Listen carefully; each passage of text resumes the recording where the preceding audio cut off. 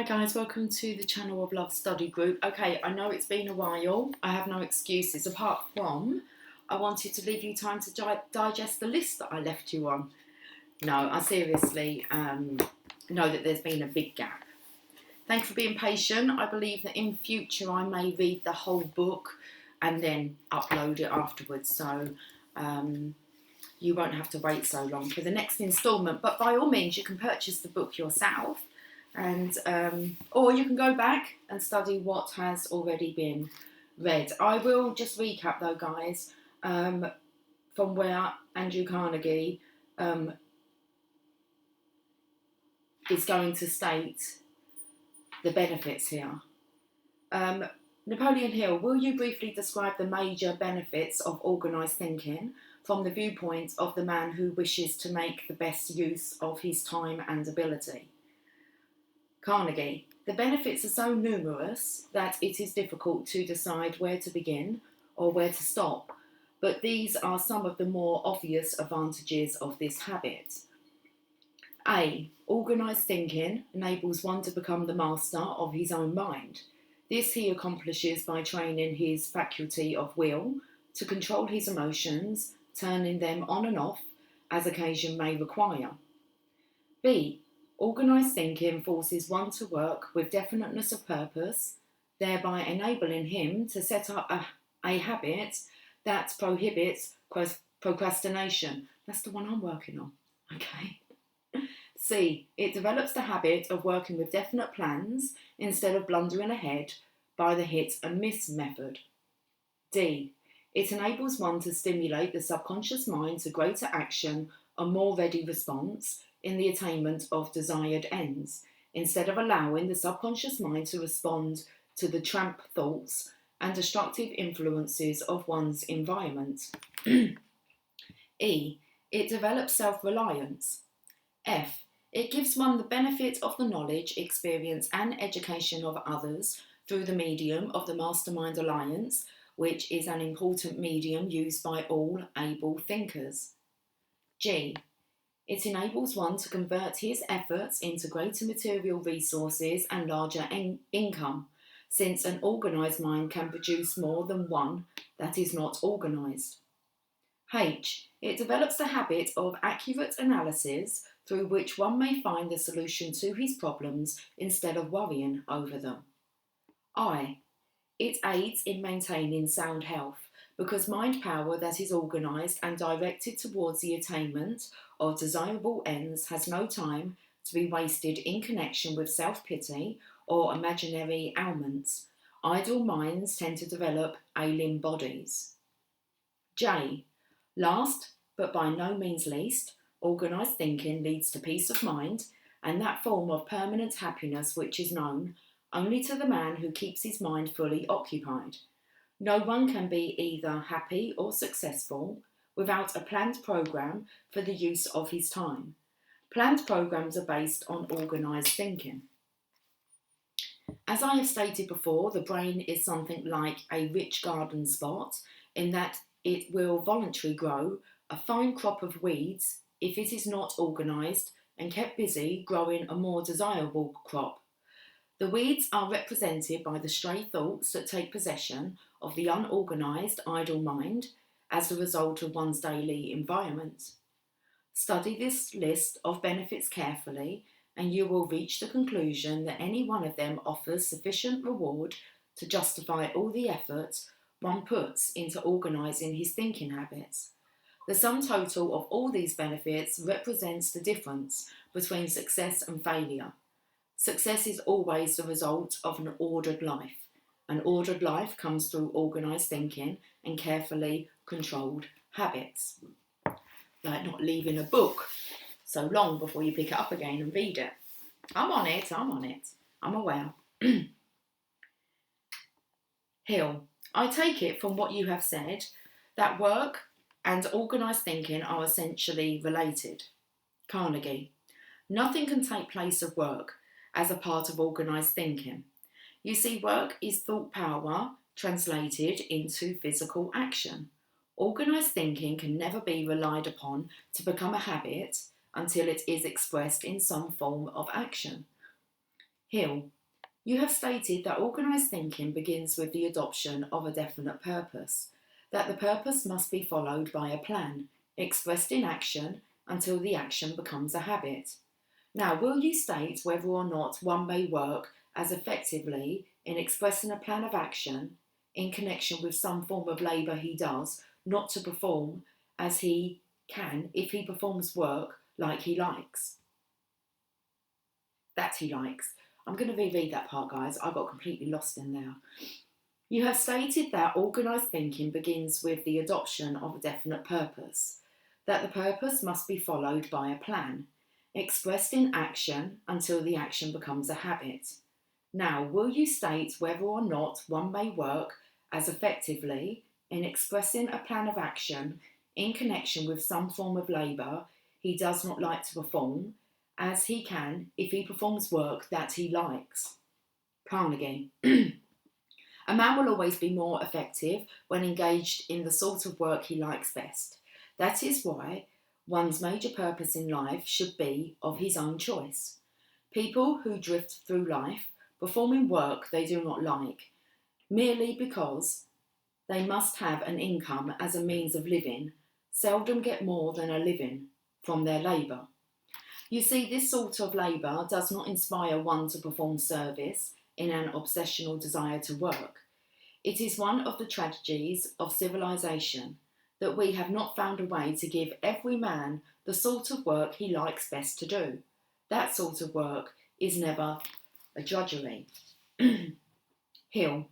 Then it would be proper to say that organised thinking can be best done when a man moves with a definite motive in the performance of work of his own choice, under conditions that inspire him to make his work an obsessional desire. Carnegie. That would be one way of stating the matter. You will observe, as you begin to analyse men who succeed and those who fail, that the successful men always are engaged in work they like to perform. Hours mean nothing to them. They consider the joy of their labour to be an important part, perhaps the most important part, of their compensation. Excuse me, guys. Okay. Hill. Do you think the time will ever come when ordered society will find ways and means of aiding everyone to do that which he likes best to do? Carnegie. Yes, I think that time will come, because that sort of system would be not only economical, but it would do away with much of the misunderstanding that now prevails between employers and employees. The man who is engaged in work of his own choice is worth much more than the man who performs work that he does not like, no matter what the wage scale may be. Hill. Isn't it the responsibility of the employers to find a way to assign all workmen to the sort of work they like best? Carnegie. Perhaps it is. But our present system of industry does not always make that an easy matter. You see, there are only a certain number of jobs of each class of work to be performed in a business or industry, and generally the ones men like best to do are those of which there are fewest number. The solution of this problem will call for an improved system of employment, one that will enable an employer to select men who are suited for each particular job, with reference to their native ability, training, and preference for jobs. It will also call for a different system of compensation, a system that will give men an opportunity to earn more money when performing work that is less desirable, thereby establishing a motive for putting more into such work. Hill. I can see that the analysis of this subject leads one immediately into deep water. It seems that the solution of the problem will have to begin while the individual is being educated through a system that will prepare him to perform work of his own choice. Then all educational institutions should coordinate their efforts in such a manner that they would not turn out too many men for some types of work and too few for other types. This would require a periodic survey of business, industry and the professionals to enable educational institutions to determine how many men of each classification could be absorbed in employment. Carnegie: yes, the system would have to be conducted in some such manner. Right now, for example, the schools are turning out doctors, teachers, and lawyers in greater numbers than are needed in these fields, with the result that some of the members of these professions have a hard time making a living. Hill: I take it from your analysis that organised thinking should begin with those organised in educational work and those who manage industry and business. Carnegie: that is one place where it should begin, but do not overlook the fact that the habit of organised thinking is also an individual responsibility, and the individual who overlooks it must accept from life whatever he can get. The better things of life go always to men who form habits of organised thinking. It has always been this way. It will always be. It always will be. Thinking constructively is one responsibility which no one can delegate to another. It is an individual responsibility. Hill: granted, Mr. Carnegie, that organised thinking is an individual responsibility, there must be a starting point from which one begins to acquire the ability to recognise his thinking, and at least a few simple rules by which one may be guided in this business of organising his thoughts. Could you name some of the rules? Carnegie: the first thing one must recognise in order to become an accurate thinker is the known fact that the power with which we think is mental dynamite that can be organised and used constructively for the attainment of definite ends. But if it is not organised and used through controlled habits, it may become a mental explosion that will literally blast one's hopes of achievement and lead to inevitable failure. Stating the matter in another way, one should recognise that the power of thought is probably a projected portion of infinite intelligence, but every individual has been given the privilege of appropriating and using this power for the attainment of ends of his own choice, that the medium of appropriation and control is voluntary habits.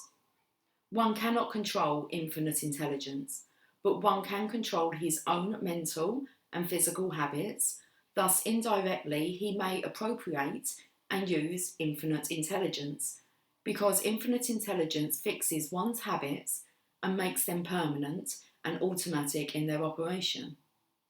Next, the accurate thinker must learn how to avail himself of reliable sources of information, where to obtain dependable facts which he will need in connection with organised thinking.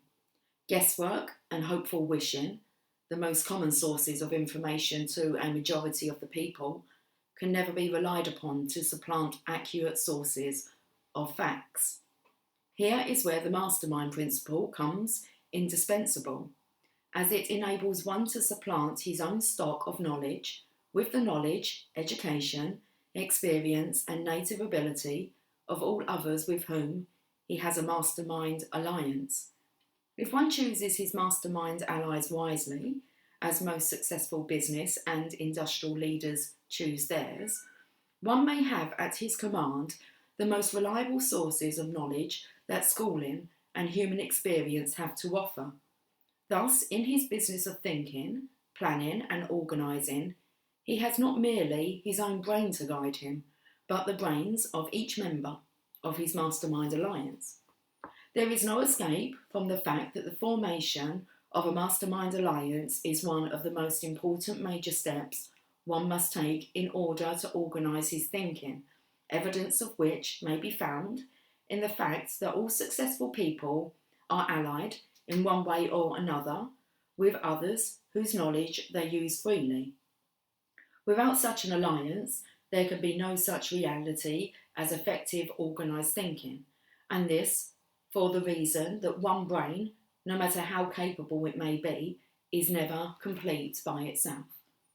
When we speak of a man's wife as his better half, We generally express much more of the truth than we realise, for it is a well-known fact that no man's mind is complete without a harmonious alliance with the mind of a woman. Therefore, every man should include at least one woman in his mastermind alliance. When the minds of male and female are combined or blended in a spirit of harmony, the alliance turns in and appropriates a much greater proportion of that force which we call spiritual power than either can appropriate when operating independently. The man who overlooks this truth will suffer an irreparable loss of potential mind power, as there is nothing that can take the place of spiritual power.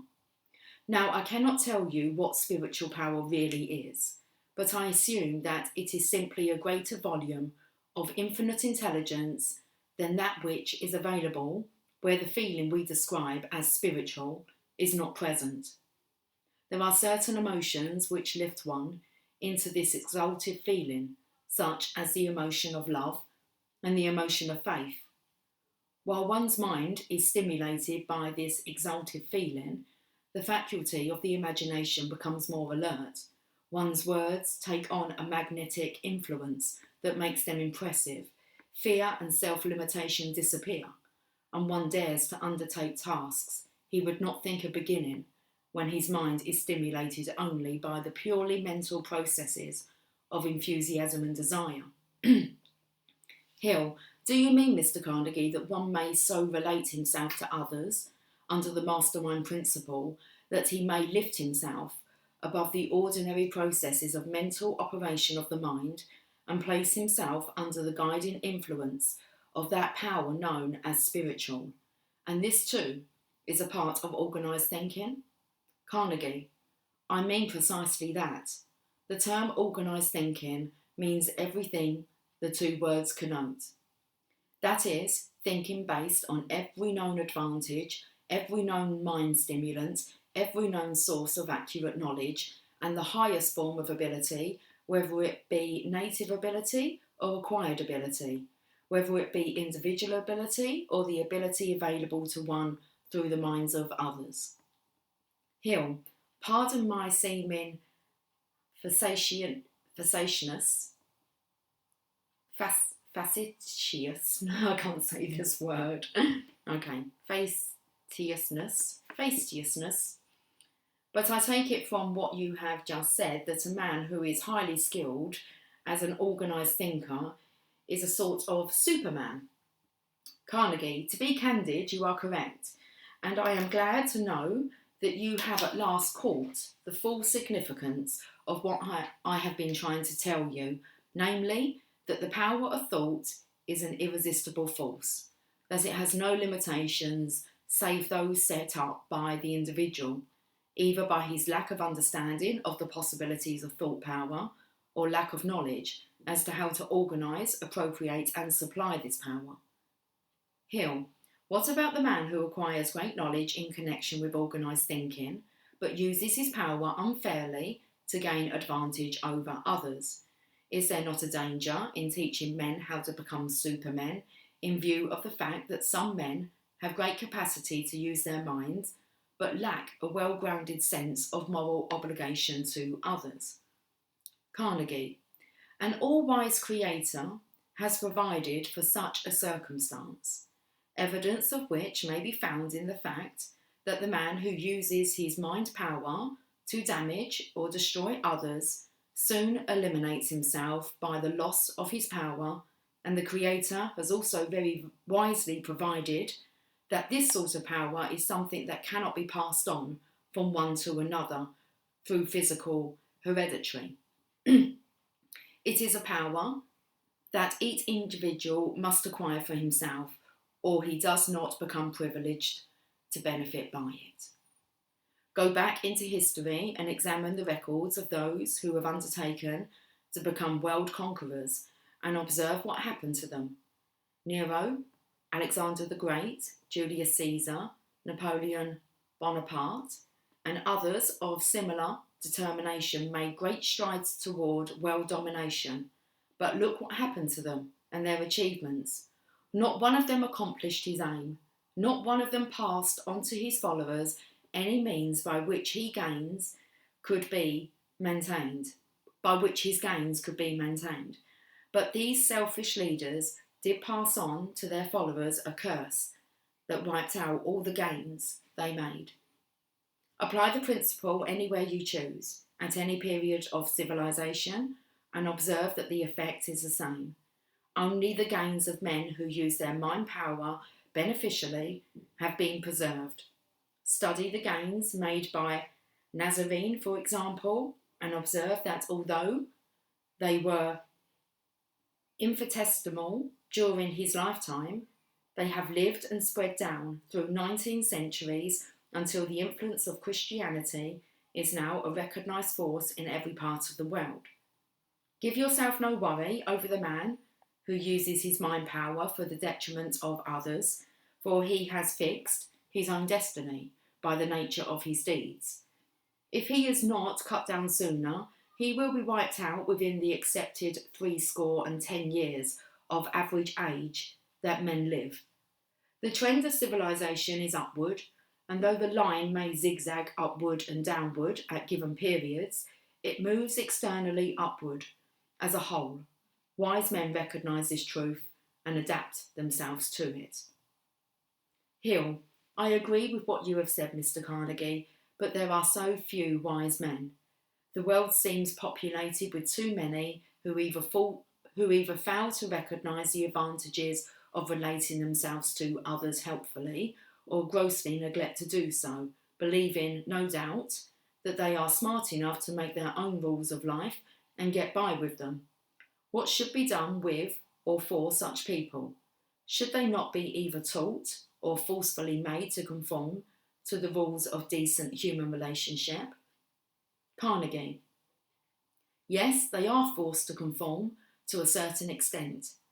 Practically every man-made law that exists is evidence of the recognition of the need of a means of restraint. If everyone understood and respected the laws of nature, there would be no need for man-made laws. But force is not enough to bring men into an understanding of the laws of nature. Education is also necessary. That is why you were chosen to organise the philosophy of American achievement. In this philosophy, you have the necessary motives and inducements in the form of promise of individual benefits to influence people to apply the philosophy voluntarily and of their own free will. This sort of effort is far superior to that which is produced through force. Men do best that which they wish to do. Wow. And I always see why we've had to wait, because that comes in with today's collective reading, and that is abiding by the law. That's awesome. Okay, guys, I will see you soon for the next instalment. But until then, take care. Much love. Bye for now.